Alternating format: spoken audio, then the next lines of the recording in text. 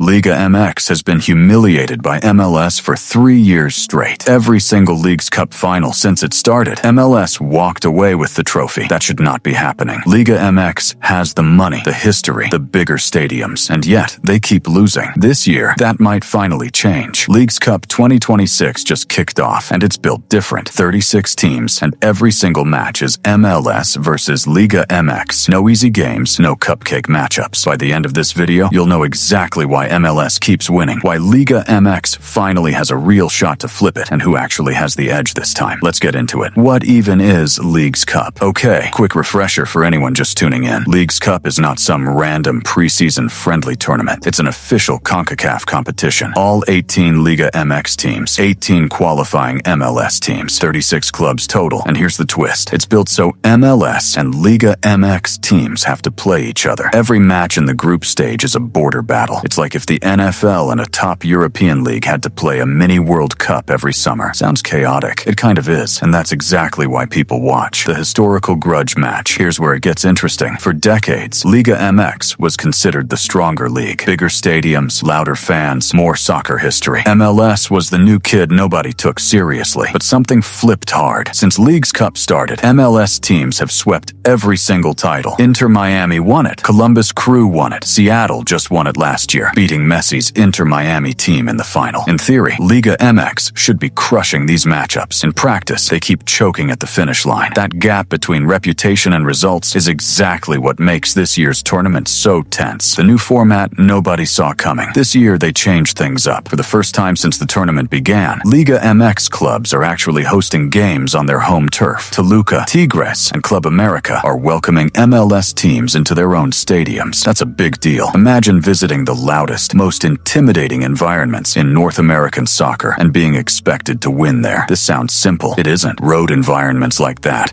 can wreck a team's rhythm before the game even starts. If Liga MX was ever going to break the curse, this is the year they get help doing it. How teams actually qualify. Quick explainer, because this trips people up every year. It's not a random invite list. On the MLS side, it's the 18 teams that made the playoffs last season. On the Liga MX side, it's every single team, ranked by how they performed across their 2 seasons last year. So you're not getting some watered-down group of teams nobody's heard of. You're getting legit playoff caliber MLS sides against the best of Liga MX from week 1. No easing into the tournament. You're thrown straight into the deep end. Why this format favors the underdog narrative. You know, the type of tournament where the big favorite just cruises through untouched. This isn't that. Every match counts toward a point total. Win in regulation, you get 3 points. Win in a shootout, you only get 2. Lose the shootout, you still get a point. That means even a loss can help you if you make it competitive. In theory, this rewards consistency over one big flashy win. In practice, it means underdog teams can sneak into the knockout rounds just by not embarrassing themselves. That's exactly how smaller clubs crash the party, and exactly how a Liga MX team without a big name could quietly outlast bigger rivals. The star power factor. Let's be honest, a chunk of people watching this tournament are watching for one reason. Messi. Inter Miami is back, fresh off winning the actual MLS Cup last season. But here's the twist. Miami's been shaky heading into this tournament after getting knocked out of the CONCACAF Champions Cup by Vancouver. Meanwhile, Liga MX is sending in serious firepower too. Toluca, the reigning Liga MX champion, and Cruz Azul, who just won the CONCACAF Champions Cup themselves. So this isn't Messi versus a bunch of nobodies. This is legit continental heavyweight against continental heavyweight, and this time, Liga MX actually showed up with receipts. So who actually has the edge? Here's my honest take. MLS still has the streak. 3 tournaments, 3 different MLS champions. That's not luck. That's a pattern, and patterns are hard to break. But Liga MX finally gets home field advantage this year, and that changes the psychology of the whole thing. Playing in Estadio Azteca is nothing like playing in an MLS stadium on a random Tuesday night. If Liga MX teams can hold serve at home and MLS teams stumble on the road, this could be the year the losing streak finally ends. Wrapping it up. So here's the real question this whole tournament comes down to. Can Liga MX finally use its size, its history, and now its home crowds to end a losing streak that should have never existed in the first place? Or does MLS make it 4 titles in a row